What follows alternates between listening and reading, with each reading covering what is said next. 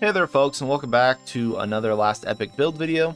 If you haven't gotten the idea yet, basically I'm always going to be playing Acolytes, so I'm going to try and figure out what builds work the best for Lich and Necromancer, since Warlock won't be available until the 1.0 update, so we have a long time to wait for that. So I'm just going to be working with what we got, no point speculating on the future builds, and I just want to check all the builds for Acolyte so I know which ones are the best going into the multiplayer update. Today we're going to take a look at arguably one of the best builds for Necromancer, which is the Cold Projectiles Skeletons. This isn't a build I thought of, sadly. I wish I had. I saw the Lich's Scorn offhand in the database and started to theory craft around it immediately as I was farming for it, but I quickly realized it was already being used for basically what I was intending, which is a bunch of skeletons. While this is not an original build, I do want to highlight it, showcase it, and let everyone know that, yeah, it's as good as other people have claimed. This is the build I'm using to farm gear for other builds, essentially. It crushes maps, as projectiles fired from the frost mages and the archers does extend off screen, so you can often kill enemies before you see them. Bossing is fine, it's not the best, but it suffices. Wraiths might be better there, but cold skeletons can handle tier 4 Julra just fine, as well as 300 plus corruption bosses. One of the only downsides to this build is it does have a lot of upkeep. You need to keep your skeletons alive, which isn't exactly the easiest thing to do on some bosses that are really, unfriendly to minions. You also constantly have to keep refreshing your Infernal Shades and your Dread Shades to keep your build running, as you do like 1/10 of the damage once the Dread Shades fall off. So this build does require a lot more button pressing than most, I'd imagine, especially if you keep using A to have like your minions run ahead and nuke enemies. So you got that, 2 shade buttons, spamming Rip Blood, and then resummoning skeletons if you die. So you're basically using your entire hotbar +1 on the regular, which again isn't for everybody. And for a minion build, which is supposed to be a lot more lax, there's a lot of button pressing. Now, as we're showing the Julra and mapping footage, let me give you the breakdown of the build really quick about how it functions and the core piece of it before we dive into gearing. Basically though, this entire build revolves around the Lich's Scorn Catalyst, and this does everything. It's one of the only conversion items for minions in the game. This converts your Dread Shade and all your damage added by your Dread Shade into cold damage, so all our minions are getting cold damage instead of the necrotic damage. Frostbite and freeze rate into your minions is pretty self-explanatory, but the last 2 lines are what makes this item go from great to insane. 5 to 13, in my case 12, damage for spells and attacks per attached Infernal Shade when you cast Dread Shade. It's a lot, but it's important to note that you do not need to keep Infernal Shades up. The damage snapshots when you cast Dread Shade. So with like 5 Infernal Shades up, you cast Dread Shade, bam, you get 60 flat cold damage, which is a ton. Skeleton base damage is like 6 or something like that, it's really low. So flat damage is insanely strong. And then to add on to this juicy flat damage, we get 1% cold penetration per intelligence. So naturally we want to stack a lot of intelligence so we can ignore all the enemy cold resistance. And this is just an absurd amount of damage from one item. Like, this is the only thing you need, and then you just go from like good to amazing on this build. This is actually something I could see getting nerfed in the future, which is why I'm a little worried about it. Because it carries way too hard. And because this is the only thing required, and it's really easy to farm, you're going to be farming it from Formosus in the Blood, Frost, and Death timeline. It doesn't take that long, and then your build's done, essentially. It is the easiest build to get up and running. For the defenses, which is the other core part of this, we're using the Twisted Dragonheart from Ukeros, which is going to let us spam Blood Rip to drain our health, get ward, and then get the health back. Rinse and repeat, that's our bubble of defense. From here, though, we're basically just gearing our skeletons and skeleton mages for crit, and then, going from there. But let me go into the gear specifics, and we can go with the passives and skill setup. I assume it's going to be about the same as other builds that have done this, but I'm going to cover my version of it just in case. So now we're going to take a look at the gear for the Cold Projectiles Necromancer. And we're going to start with the wand, which is kind of like, we don't really have a good option, to be honest. We want low adapted spell damage, so we're not hurting our skeletons too much with Infernal Shade, which is a big part of the build. So this wand is actually really good for us because we have low damage, but it also gives our skeleton archers and mages leech and increases their attack and cast speed, which is great.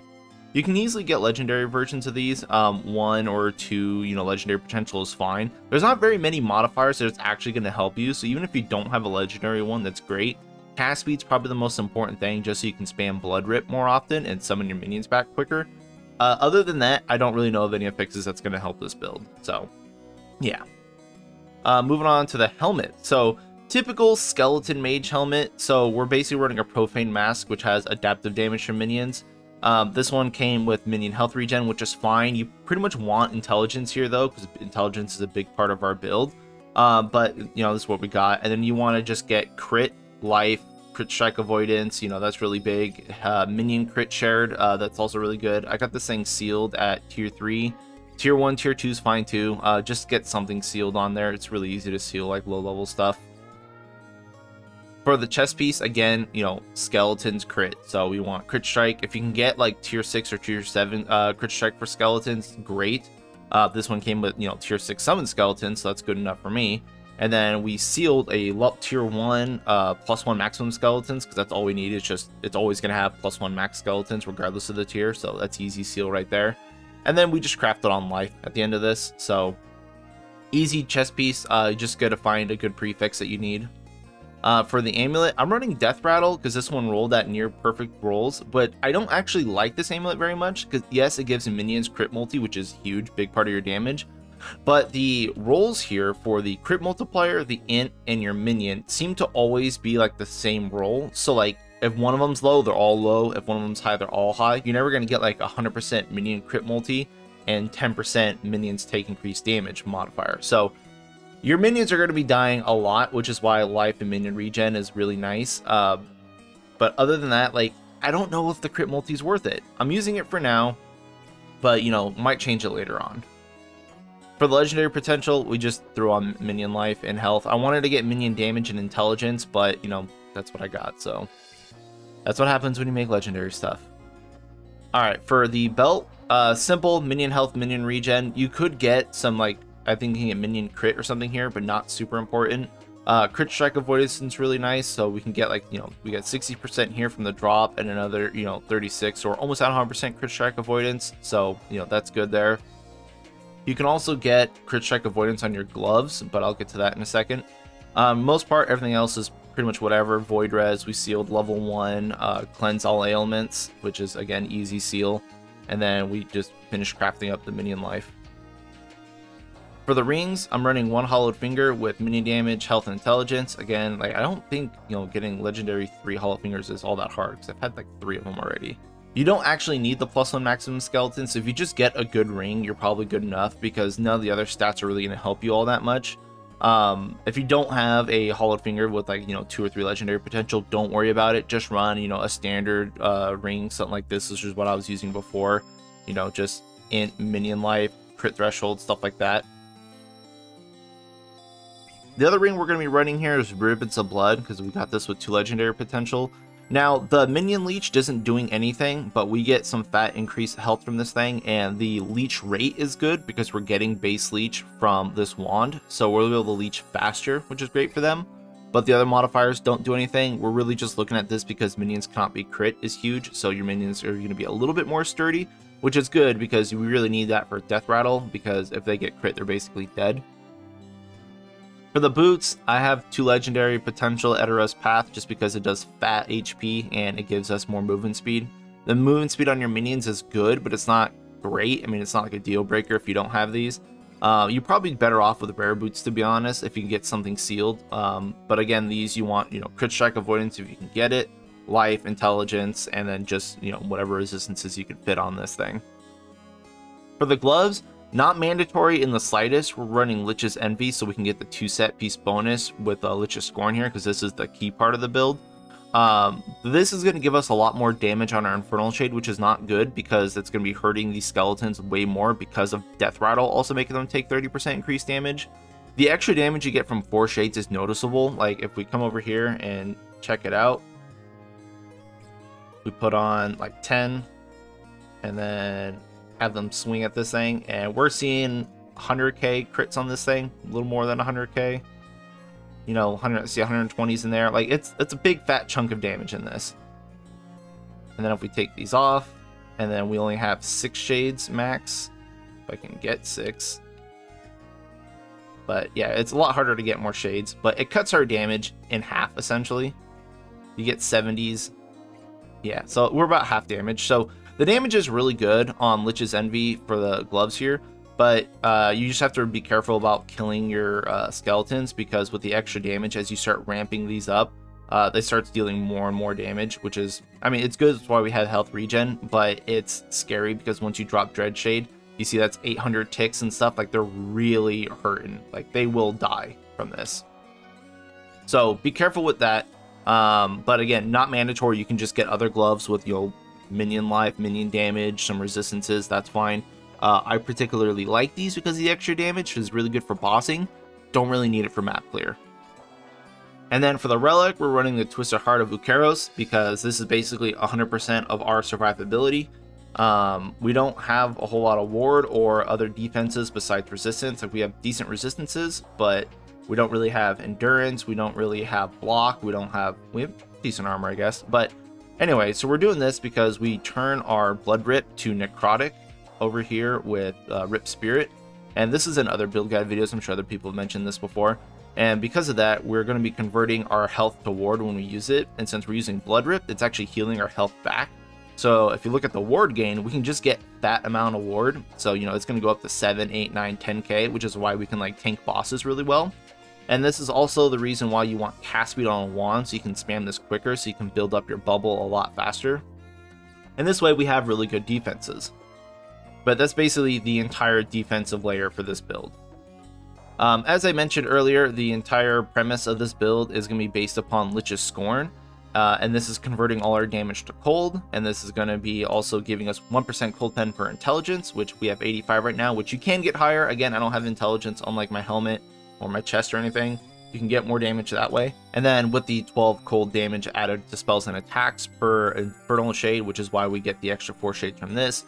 So rather than get, you know, let's say we had 5 shades now, rather than get 60 damage, then we're going to be getting, you know, 10 shades, so we can get like 120 damage.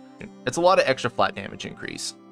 For our idols, I got a bunch of mixed idols here. We have some minion cooldown recovery and health large idols. The minion cooldown recovery is good because our skeletons will be able to shoot their, you know, their fire arrows with multi-shot a lot more, paired with impatience. We have a lot of extra cooldown recovery.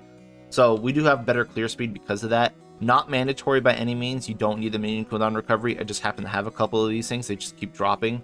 So there's that. And then you want minion crit strike chance. Also very good. Again, though, that secondary crit strike chance is not mandatory. It's very low, to be honest. If you can get crit elsewhere, that's great.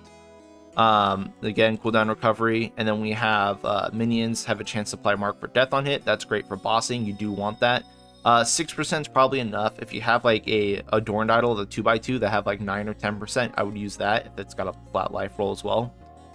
For the grand idols, we're going to be running +2 skeleton crit chance, so we're running 2 of those, and then they just have resistances, you know, attached to them. So whatever you can get on this suffix is great, but you just want more base crit chance. And then for our small idols, we're just trying to get life, essentially. Life and ward retention would be great. I don't really have those on this character, just have life and mana. You don't need the mana, get ward retention. But yeah, that's basically all the gear. Let's go ahead and talk about the skills. So skeletons, obviously we're going to be running skeleton archers. So we're going to come down here to pick up more skeletons, and then we need to get rid of a warrior, so we have full archers.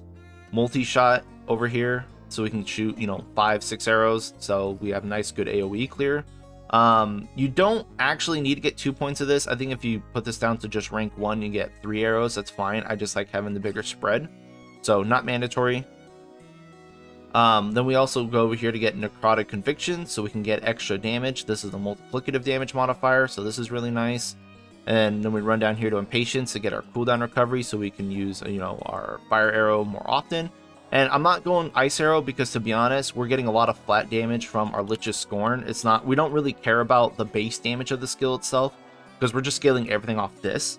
So it doesn't matter if you go cold arrows. You'll probably get a little bit more damage out of it, but not too much. I don't really think the point's worth it. I'd rather just dump the point here on Sweeping Strikes to get 12% more damage. You can put it anywhere else, though, to be honest. But do come over here to empty the grave so we can summon a bunch of skeletons at once, because when you fight bosses in Julra and stuff, they're going to kill your skeletons really quick, so you're going to have to summon them up. And rather than summon 1 at a time, summoning 3 at a time is definitely the way to go. So, multi-shot skeletons. You can move a couple pieces around, but I think this is pretty cookie cutter. If you don't have, you know, level 3 skeletons, you can take off the point here in Sweeping Strikes. You can take off maybe 1 in Empty the Graves, or take off 1 in Necrotic Conviction. Just lose a little bit of damage, but other than that, you're pretty much set here. Infernal Shade, we're not actually using the Infernal Shade for like the haste and stuff here, because we don't want to keep Infernal Shade on. Just because if we refresh it with Dread Shade, like the damage ramp, you know, just keeps building up, so you do kill your skeletons. So this is just kind of like meh. Like getting the extra speed initially is great for starting a boss fight, but it's not 100% mandatory. This stuff is just kind of like because we don't have anything else to use, to be honest. So the haste and the attack and cast speeds, whatever. We want to come over here to ignition so we can get some more efficiency because we're going to be spamming this a lot and we don't have a huge mana pool. Legion, so we can get an additional shade. You could get 2 points of this if you're running the gloves because this reduces your mana cost for this as well.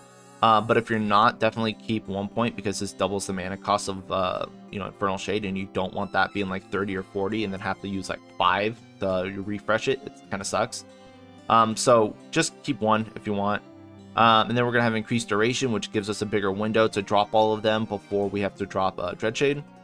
And then, an extra shade, because this counts for all these shades, and we want more shades because that's more damage. So, yeah, Infernal Shade's Infernal Shade.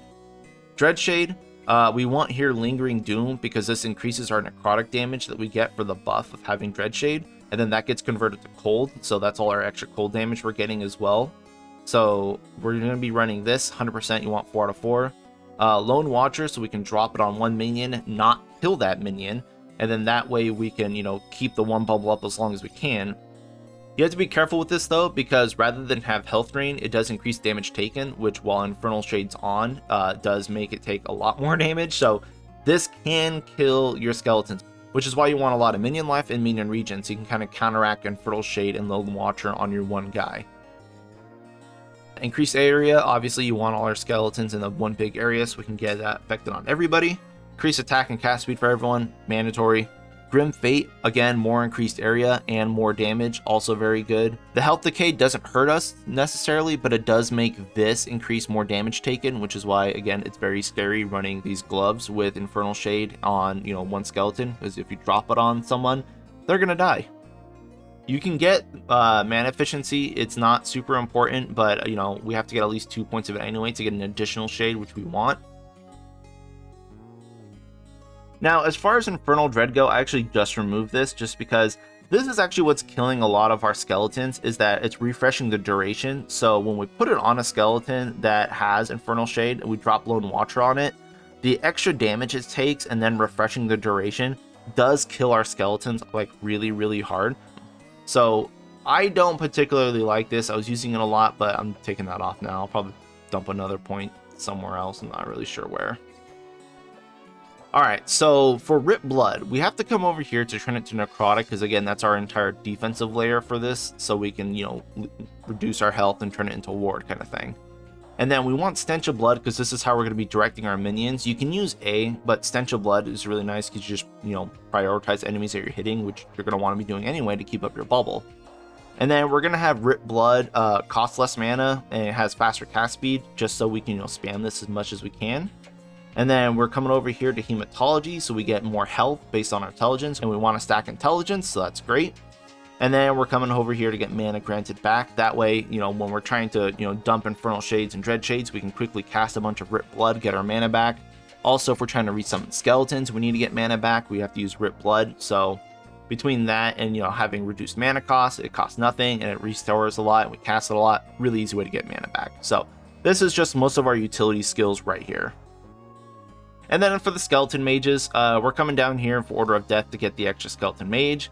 We want crit multi and health gain on crit. That's how it's going to keep them alive. We're coming over here to get, cast speed and stuff. We don't necessarily need frenzy because we're getting frenzy from our passive tree over here, which gets haste and frenzy, and they don't stack. So you don't really need to go over here to get Ocean Frenzy. So we're just going for attack speed, more projectiles. You could get the 4th point here into Splinter Dominion to get 100%. I think 75 is good enough though, to be honest. I put the extra point in base crit chance because I don't have a whole lot of crit chance on my gear because I didn't roll it on helmet, of course. So you could just, if you have a crit helmet, just put this at 4 and drop this back down to 3. And then we're getting some more adaptive damage here because adaptive damage is great for our mages, cryomancers, and then removing all the other mages from our pool because of course we're scaling crit. If you do have like a relic with plus skeletal mages skills, so like 2 or 3, you want to finish off Grade Tide to get more adaptive damage, and then crit or shots, whatever you want, whatever you didn't fill in. But these are the things you want to fill in when you're done. For the most part, pretty standard cryomancers. We just want multi-shot, haste, extra mage, and cryomancers. So yeah, that's basically all our skills. Let's go ahead and take a look at our passive tree. Acolyte, we want the bare bones, so we're just getting intelligence because we want to stack intelligence. Vitality and minion health. Again, we want a lot of minion health, and dark rituals for minion attack and cast speed. So 20 points minimum we can do for our minions. And then we want to come over here to Lich. Again, 10 int, we want all the int we can get. And then a Necromancer tree, we're going to be coming down here for Risen Army, and we need to get some points to keep crossing. So we got Cursed Blood, which doesn't do a whole lot for us, but we needed the 3 points to get Aegis Fall, so we can get Armor Shred, which is great. Armor Shred does reduce elemental damage taken as well, so again, you don't want that even though we're not doing a whole lot of fizz damage. We want increased minion health, so we're going full into Mortal Tether, and then we get our extra skeleton out this way. 3 into Tyrant, just so that we can get Tyrant's Legions for another +1 maximum skeletons. You don't really want reduced minion health, because that's counteracting what we do, but we want 1 skeleton, so we're going down to that. And then we're coming to Cling of Life for some minion resistances. With the extra points that we have for leveling up, we want to put the rest into Cling of Life here. Empty the Graves here because it gives our minions more health regen, and then we also get 16 armor per minion, and we're going to have 15 minions out, so it's a lot of flat armor for us. An extra Skeletal Mage because this extra Skeletal Mage is nice. Again, Veins of Malice, we're going to be casting Blood Rip a lot, so we're going to have Haste and Frenzy up half the time, essentially. And then we got Crit Attack Speed, Crit Leech Freeze, Int Crit Freeze, Cold Damage. You know, this is all for this entire build here. It's Crit, it's Int, and it's Cold stuff. So that's basically all of our Necromancer stuff. Again, last few points we're going to put into Cling the Life to help our minion survivability, but that's pretty much it. So that's all the gear and the setup for the build. Again, probably one of the best Necromancer builds out there. It just melts everything. And the best part is that it's incredibly easy to start, as you can farm the core unique just from the timelines, and the build basically just takes itself off from there. I do highly recommend this build for farming and funding other builds, as I had, since it has very little actual requirements to get up and running, and can scale for basically the rest of the game. But I'm going to keep testing other builds for the Acolyte class. It's going to be hard to top this one, I think, but that's all for me for now. Thank you all for watching, and thank you as always to my Patreon members, always highly appreciated. Even if it doesn't sound like it, I really truly can't thank you guys enough for the support. But if anyone else wants to chat, theorycraft, or hang out, Discord link down below, come say hi. But yeah, that's all for me. Thanks, peace.